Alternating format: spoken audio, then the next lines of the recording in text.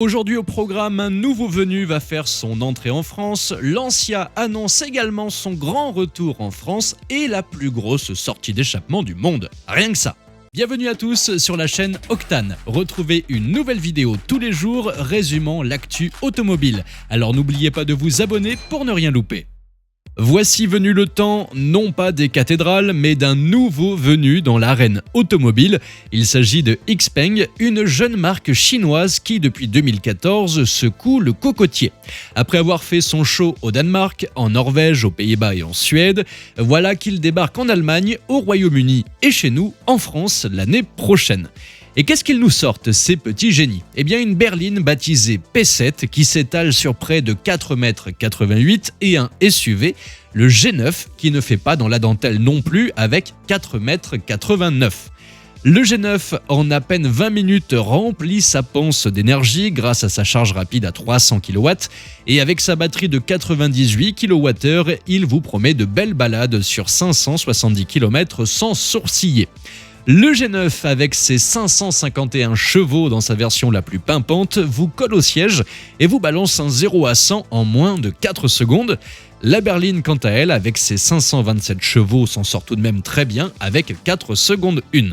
Et si vous croyez que c'est tout, détrompez-vous. Le petit dernier de la famille, le G6, un SUV coupé, qui a fait son show récemment, pourrait bien rejoindre la bande.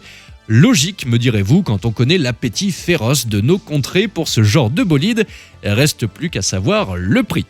Passons maintenant à Lancia qui fera son grand retour en France l'année prochaine, ainsi qu'en Allemagne, en Espagne, au Portugal, en Belgique et aux Pays-Bas. Certains ont pu penser que Lancia était partie à la retraite, qu'elle avait plié bagage, et bien que nenni. La voilà qui ressurgit de l'obscurité, prête à réécrire son histoire. Stellantis, ce géant de l'automobile, a rassuré les passionnés en affirmant qu'il ne comptait pas laisser cette marque au bord de la route. Et pour son grand retour en France, prévu pour le second semestre 2024, Lancia ne fait pas les choses à moitié. Elle débarque avec la prochaine génération de sa Y, avec des versions essence hybride légères et même une déclinaison 100% électrique. Et à partir de 2026, Lancia ne fera plus de quartier, elle conservera que des bolides 100% électriques. Adieu moteur à combustion. Maintenant, il va falloir se faire une place dans le cercle très select du premium aux côtés de DS et d'Alfa Romeo. Et pour que cette renaissance soit à la hauteur, Lancia pourra compter sur toute une armada de distributeurs et de points de service après-vente en France. Joël Verani, le chef d'orchestre du pôle premium chez Stellantis, nous annonce fièrement 20 distributeurs et 80 points de SAV. Ça, c'est de l'engagement. Et puis dans ce monde qui ne cesse d'évoluer, Lancia n'est pas en reste, elle mise sur le Figital, cette fusion entre le physique et le digital. On parle de vente en ligne, on parle d'innovation, bref, on parle de Lancia. Et ça, c'est une sacrée promesse d'avenir sur 4 roues.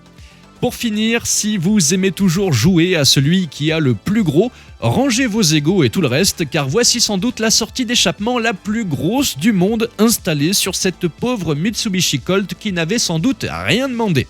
Je vous laisse profiter de quelques secondes de la joyeuse mélodie qui en découle.